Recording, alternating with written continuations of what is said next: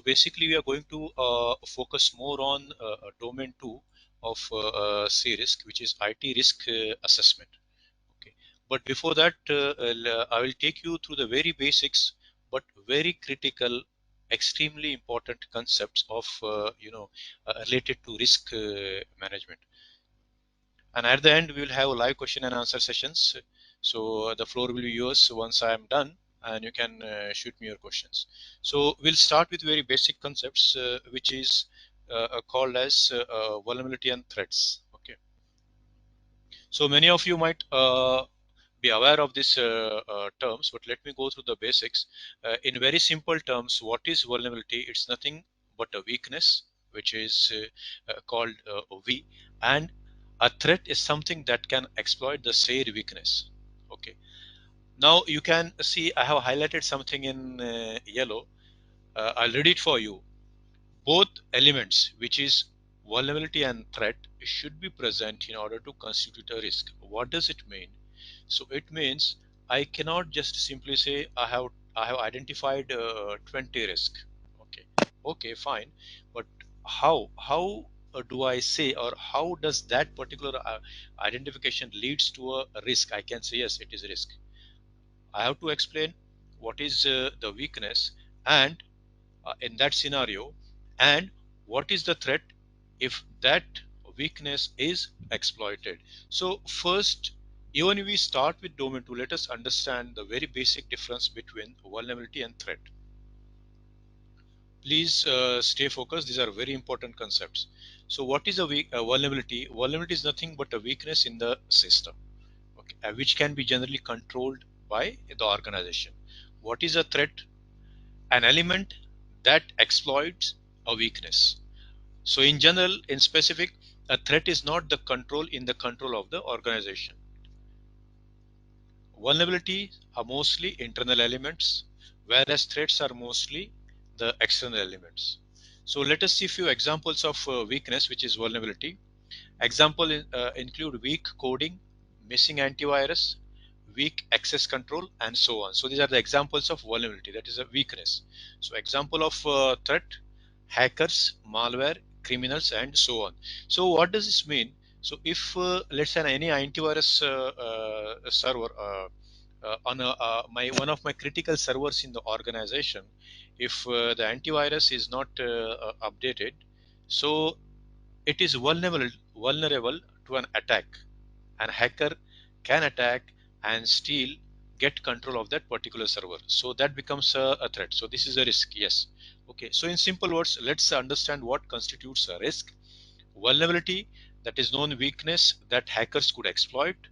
Plus, if there is a threat, a new incident with potential to harm a system, that will constitute a risk, that is a new incident with potential harm to a system. So this is a very basics. In the next slide, we are going to see a very simple formula how you calculate a risk and how what constitutes a risk. So basically, what is the definition of a very simple definition of the risk? In simple English, you can say something bad might happen. Okay, the definition of risk is the probability of occurrence of an event which can have impact on the objective of the organization. Now let's see what is the formula to calculate risk. Your whole risk calculation, I mean, this is a very foundation conceptual understanding of a risk. Okay. The formula to calculate risk is P into I, which is a probability into impact. Now, probability meaning the possibility or chances. Impact, the consequences or losses. Now, let's see how what constitutes a risk in a simple formula. So, risk is equal to asset into vulnerability into a threat. Okay. So here A, V, and T are value of vulnerability of and threats to assets respectively. So we discussed in the last slide one example, a server where the antivirus is not updated. Okay, so that is vulnerable, right? That has weakness, and The threat is some hacker can exploit that weakness to gain access to that server. So risk is related to some asset which is vulnerable, and that can be exploited, and that becomes a threat. Next slide. We'll quickly have this. We haven't started yet, but I want to explain you the very basic concepts. We'll start with what is risk management.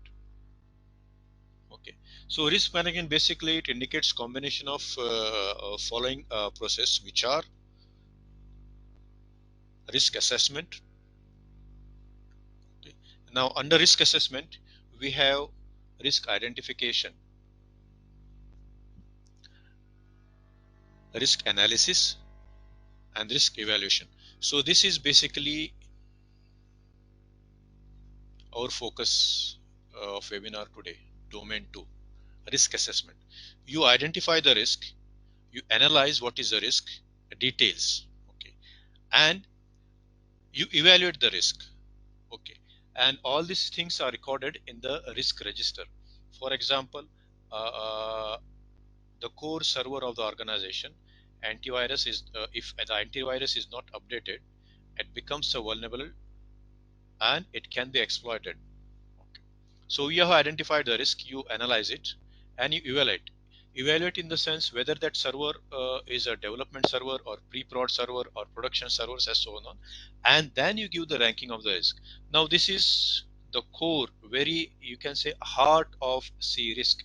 You identify the risk, analyze and evaluate. After that, what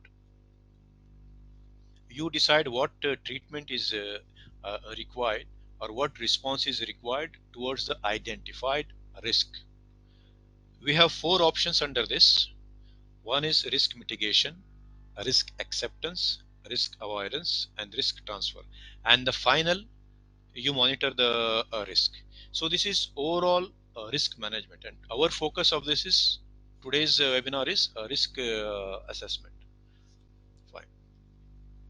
So let's start with the main, first agenda, introduction to domain to IT risk assessment. So friends, this is a very, we can say building blocks, this domain for you to be a risk practitioner. So the focus of this domain is on knowledge of threats and vulnerabilities, of which we saw the basics in the previous slides, to the organization's people, process, and technology, as well as likelihood and impact, chances of occurrence, and what will be this impact of the threats, vulnerabilities, the weakness, and risk scenarios. So risk scenarios are nothing but a hypothetical situation. You identify, yes, if this situation is there and if it is materialized, what is the risk and what is the level of that risk, the ranking. In this domain, you have two parts. Part A, you identify the risk. Under that, you have something called as risk events.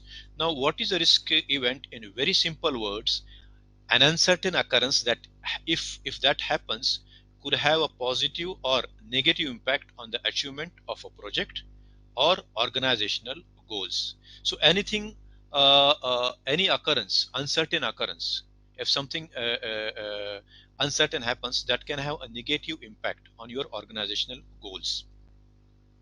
The second topic under part A, IT risk identification, is a threat modeling and threat landscape.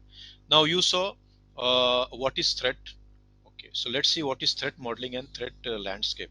So in simple words, a threat modeling is a proactive security practice that identifies potential vulnerabilities and threats to a system or application. What is threat landscape? Threat landscape is the overall picture of current and evolving threats. So threat modeling basically it helps organizations understand how threats might affect the systems and develop mitigation strategies. Okay. Whereas threat landscapes provides context for those threats. The third topic is a vulnerability and control deficiency analysis. What is a control? Control is nothing but a safeguard measure. So as we saw, vulnerabilities are weakness, gaps, In an enterprise, people, process, or technologies that basically provide an opportunity for a threat actor to exploit, creating consequences that may impact the enterprises. Risk scenario development. What is a risk scenario in simple words? It's a process to identify various risk events. What could happen if my server's antivirus is not updated? Okay. Now, example, uh, the few risk scenarios what we are going to discuss about. I'll give the example. Number one, what can be the impact on the business process if the network is not available? This is one risk scenario. Another risk scenario, what can be the impact on the business process in case of system downtime? Second risk scenario, what can be the impact on the business process if the database is hacked? This is the third risk scenarios. So these are the risk scenarios. Based on this, you identify, okay, what if this occurs, what is the threat, and based on you rank it. Okay. Part B, we have something called as a risk assessment concept, standards, and frameworks. So risk assessment basically is the process used to identify and evaluate risk and its potential effects. Second is risk register. Part B, IT risk and analysis and evaluation. So what is the risk register in simple words? Is the inventory of all existing risk of the organization. So basically risk register, it provides centralized view of all identified risk of the organization. Third topic under this domain is, under this part is risk analysis methodologies. So risk analysis in simple words is the process of you rank the risk 1, 2, 3, 4, 5. Okay, 5 is, let's say, the highest, 1 is the lowest. Okay, so risk analysis is the process of ranking various risks so that areas of high risk can be prioritized for treating them.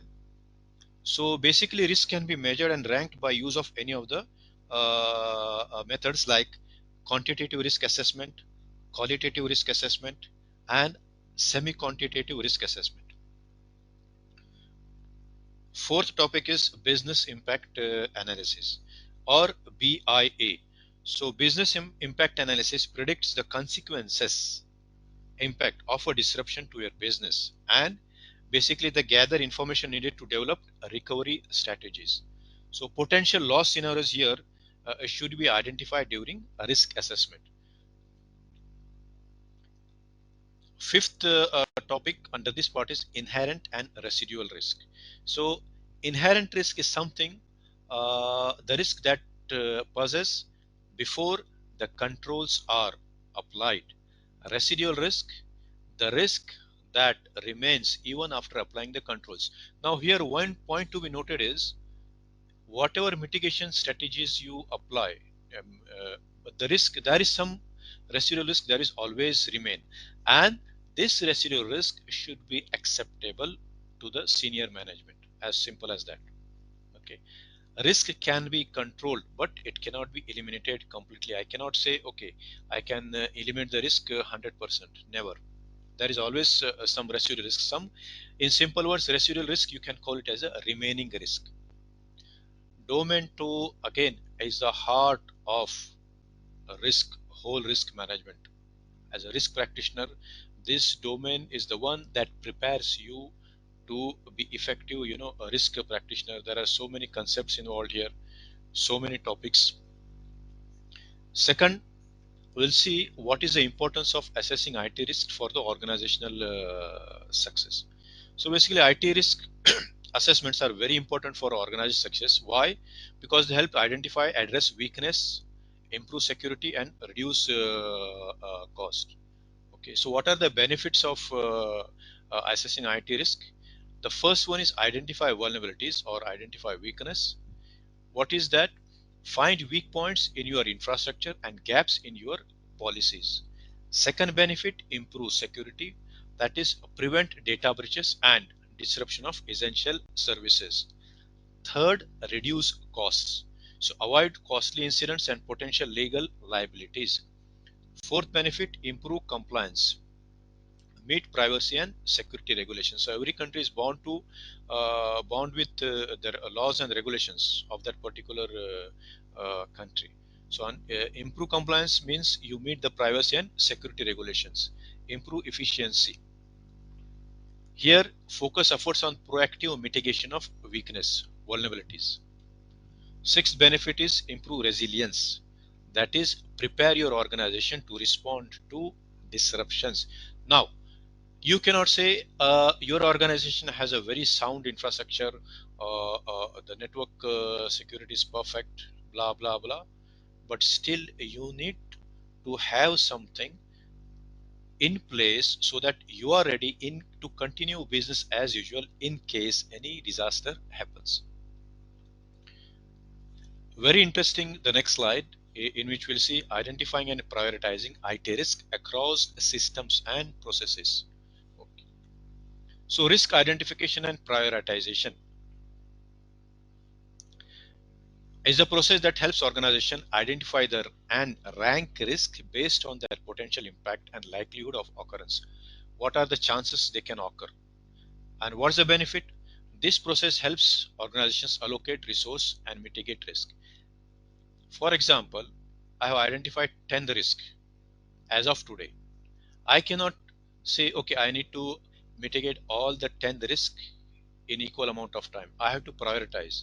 So two risks are of priority 1, three risks are of priority 2, and the remaining 5 are priority 3. So priority 1 is critical, priority 2 is high, and priority 3 is medium, and so on.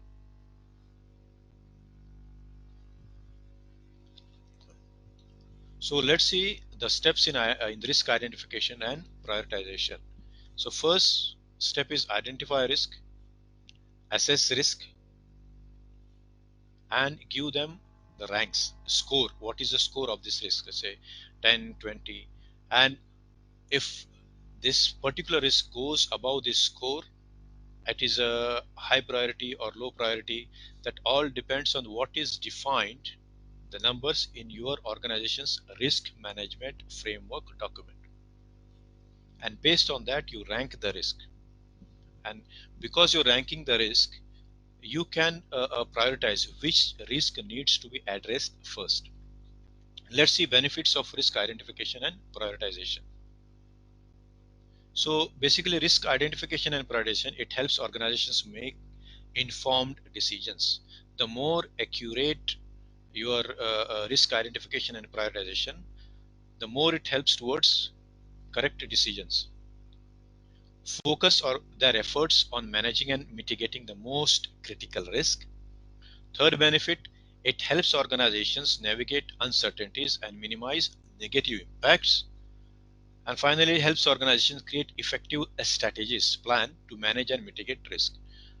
Now let's see something very interesting, a risk, something called as risk priority matrix, how it looks. Okay. Now you see on one side you have something called as likelihood, the chances of occurring. Okay. You have impact. Fine. If the likelihood is low and the impact is negligible, if the likelihood is very unlikely and the impact is negligible, it is of low priority. You see the color code, green, yellow, medium, medium, high, and it depends, this rank, this priority depends on your organizations. Now here if you see, the likelihood means chances of working is very likely, impact is very severe, that means it's a very high risk, it has to be mitigated at earliest. So this is how the risk priority matrix looks like. Okay. In the next slide we are going to see techniques for analyzing risk scenarios and impact. Okay. So this basically includes risk assessment tools, risk identification techniques, and risk probability evaluation. So let's see risk assessment tools, risk matrix that we saw just now,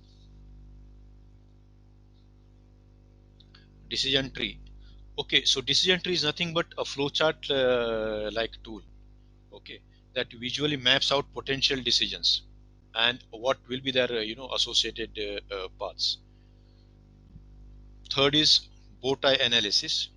Again, this analysis, it maps out relationship between potential threats, a central threat, I mean that event, and the consequences, along with what are the barriers that are in place. Fourth is something called as what if analysis. Okay, basically this helps to identify potential problems and their consequences. You can call this what if analysis as a structured brainstorming sessions. Fault tree analysis, or FTA. So it's a systematic way to identify and analyze the potential causes of system failures. So these are some of the risk assessment tools, risk identification techniques, brainstorming sessions where you different experts, they gather and they do a brain storming. SWOT analysis, which is strength, weakness, opportunity, and threat. Risk registers. Okay, this is most commonly used. Risk register we saw is an inventory of all identified risk. So at any point of time, this is the document which should be updated. You should be able to tell, okay, what is the status, I mean, what is my overall risk profile, and what is the status of each risk. Scenario analysis, where you discuss hypothetical situations. Interview with key stakeholders. Now, key stakeholders meaning any individual that is somehow linked to your organizations. It can be internal stakeholder, which your internal staff. It can be external stakeholder, which is a vendor. Checklist,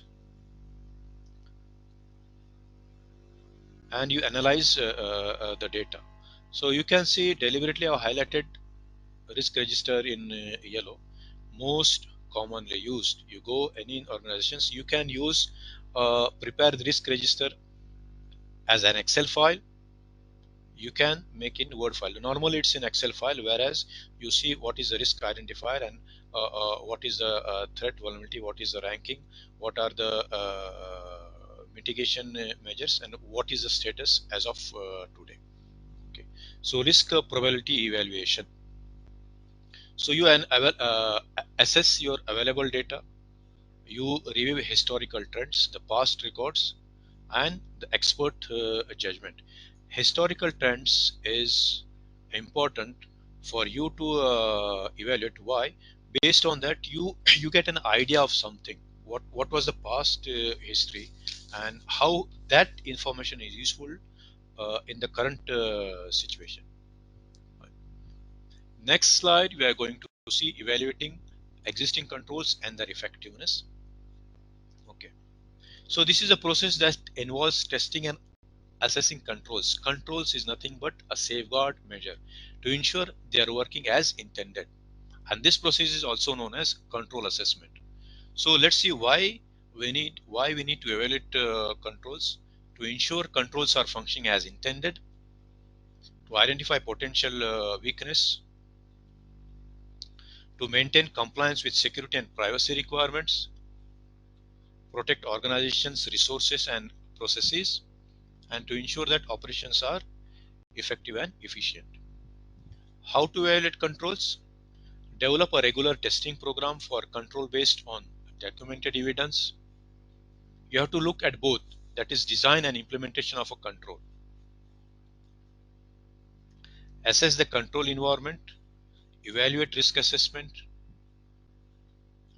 investigate control activities. Again, control is nothing but a safeguard measure that you use to mitigate the risk.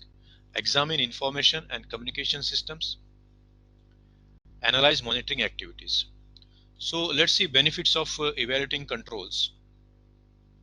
It helps to identify areas where controls may need refinement or updating. Helps define strategies focused on risk prevention, how to prevent the risk. So evaluating control, it also helps to identify and correct threats that make company present. Next slide, very critical. We are going to see linking of or integrating of risk assessment to business objective. So let's first see compliance and risk management. So what is compliance is nothing but a reactive measure as organization must follow.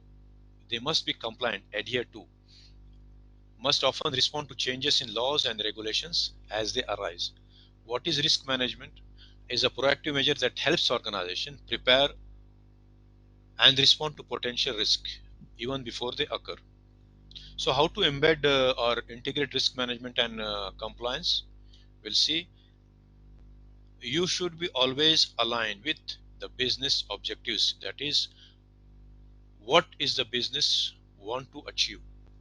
Focus on cross department collaboration. Link controls and risk when possible. Okay. So if there is third party risk management, you have to centralize it. Embed, integrate risk and compliance into operations and decision making.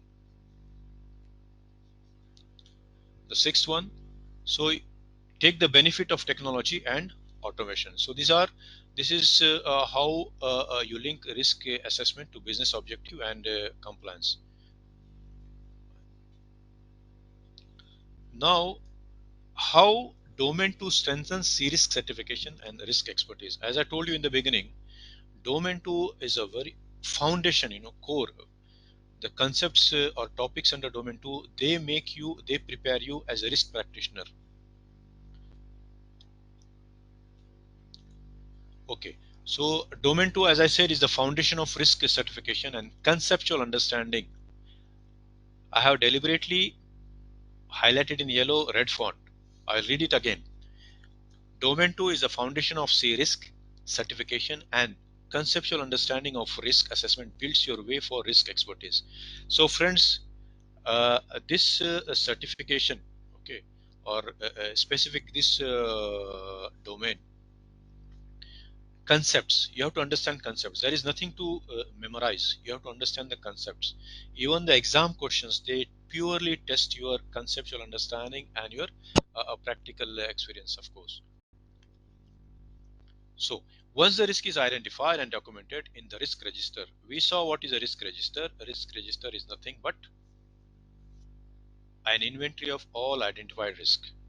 Okay, so once the risk is identified and documented in the risk register, the next step is to assess the level of the risk. So domain 2 is IT risk assessment. There are two parts in this. You identify the risk, then analyze and evaluate the risk. So this is domain 2. Now, okay, fine. Great. You have identified the risk, you have analyzed and evaluated. What after that? You need to treat that risk. You need to mitigate that risk. So, which is a risk? We remember in the first slide we saw what are the various risk treatment options, right? So you use risk response or risk treatment for this, and risk monitoring and reporting. Okay. So this is, in a very simple words, this is a domain 3, right? This builds your foundation, is the foundation of your risk. Once you identify the risk, analyze it, then you decide on the risk response options. And always risk needs to be monitored and reported. Reporting helps the senior management in effective decision making. Now let's see in the next slide how InfoSec trends expert-led approach to mastering risk assessment. So there is a detailed in InfoSec's training approach, detailed discussion on each topic of risk assessment. We not only just discuss the topic and finish it. We go in very much detail, provide practical examples, encourage participants for interactive sessions. And as I said, more focus is given on conceptual understanding, because unless your concepts are clear, you cannot go proceed further. Very simple. Intense discussion of real world scenarios. Along with that, practice a series actual exam questions.